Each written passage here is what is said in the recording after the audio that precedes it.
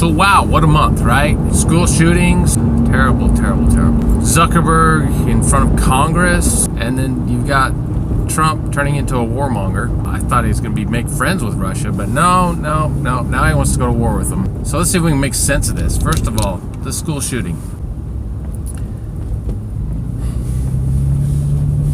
You notice how it was all over the media for days, but then when you have a shooting at YouTube that doesn't fit the same narrative because it's not some crazy person. Wait, it was a crazy person. It's not a kid. Well, she was kind of young. It's not a white boy.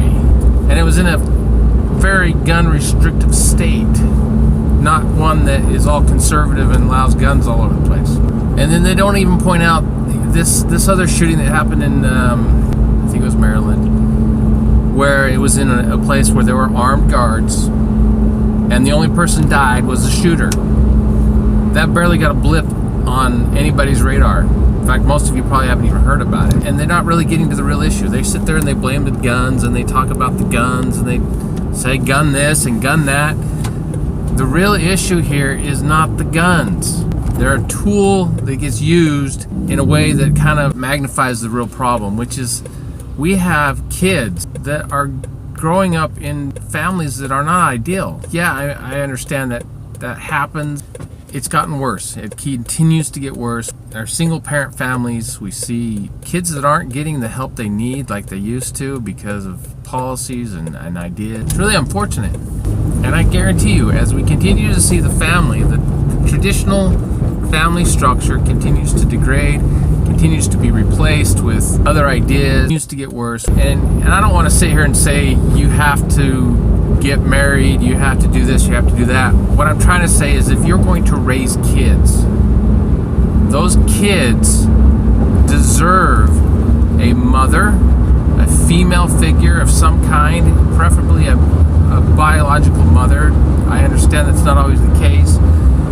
They also deserve a father, preferably a biological father. I understand that's not always the case, but kids need a good, strong female and a good, strong male role model to raise them, to help them learn how to interact with people of both sexes, to see how people interact as adults, how adults resolve their problems in constructive ways, not through the violence and the fake social ways that we're seeing more and more on social media. They need something real. They need to see things how they really are and how to really resolve their issues, how to be sane. You can drive yourself crazy. It's all you got to do is feed garbage into this thing. Keep feeding garbage into it and keep feeding garbage into it, and you're going to drive yourself insane. That's what's happening to these kids that are picking up guns and going to our schools and shooting them up. And if you really want to protect the kids in our schools, arm the teachers. Concealed weapon permit holders should be able to go into the schools with their concealed weapons. They are not the problem. I mean, show me one example where someone with a concealed weapon permit has gone on a shooting rampage and killed a bunch of people. I'm sure there's been little incidences here and there. Somebody did something stupid, and whatnot. I know those things happen. People make mistakes. But you're not going to have a concealed weapon permit holder that's going to go on a shooting rampage and kill a bunch of people, especially in a school. Those people have proven that they are law-abiding people, that they have respect and understanding of what a firearm is meant for and what it can do. These kids in these schools have not been taught that. We took gun clubs out of our high school 50 years ago. Probably not even 50 years ago, 30 years ago. We didn't have school shootings before then. Just let that sink in.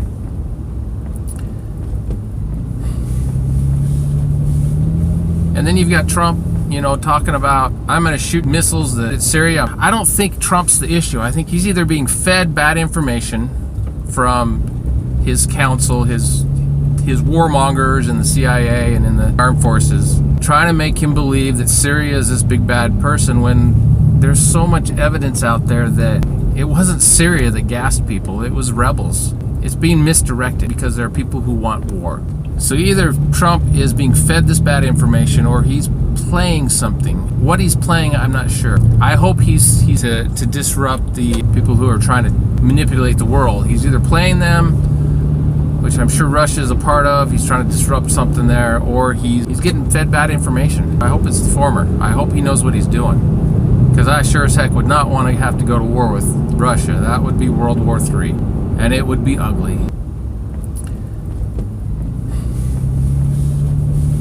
Zuckerberg in Congress. This has been entertaining for me. I have an IT background, so I sit there and I listen to what Zuckerberg's saying, and I understand what he's saying. It makes sense. And I listen to what a lot of these congressmen who are essentially asking in different words, but basically asking the same questions over and over again, just in different words, because they obviously don't understand the answers that Zuckerberg's been giving already. They don't understand technology. They don't understand the modern social media. Honestly, I think Facebook is learned from its mistakes. At least from what I'm hearing from Zuckerberg, you can go on Facebook and control the information that you're letting Facebook have. You can control the app. In fact, I wouldn't install the Facebook app. I would avoid the Facebook app. It wants way too many permissions for my taste. I don't have it installed on my phone. I did at one point. I found I don't need the app. Doing it through a website limits the amount of information that Facebook can collect on you. If I want to upload a video, I'm going to make the video and then I'm going to upload it. I'm not going to just live stream it from my phone, because they collect all kinds of information about where I am. There could be stuff that happens in the background that I don't want to have show up in the video. It's safer to record the video, edit it, make sure it doesn't have any location information in, make sure it doesn't have any personal information in, doesn't have, blackout, fuzz out, anything that you don't want showing up that could be used against you or that people could see. And it's not, to me, it's not even an issue. Does Facebook have my information? Facebook has been very good lately about making sure developers and whatnot are not getting information that you don't want them to have. When you go to an app and authorize an app, it tells you, here's the information that they want, and you can say yes or no to it. They're giving you a lot of good control there, and I appreciate that. I like that about Facebook. I don't really use Facebook a lot, though. It's not my preferred platform, but I know a lot of people use it. I see it. It's very useful for connecting with people, and it's great for advertising. If you need to advertise something to a certain demographic, it's great for that. And you can customize all that information so that you can get the kind of ads you actually want. But you listen to these congressmen acting like it's this huge information suck that is being sold to the highest bidder. It's not true. It's not how Facebook runs. It's not how it works. My bigger concern, actually, with having all that personal information on Facebook is it puts it somewhere where it could be hacked. It puts it somewhere where it could be exposed unintentionally to people you don't want to expose it to. And you got to be careful about what settings you have. When you're posting an image or something you only want your friends to see, make sure you've got it set to only friends, and make sure you're friends with people who you trust and are actually friends.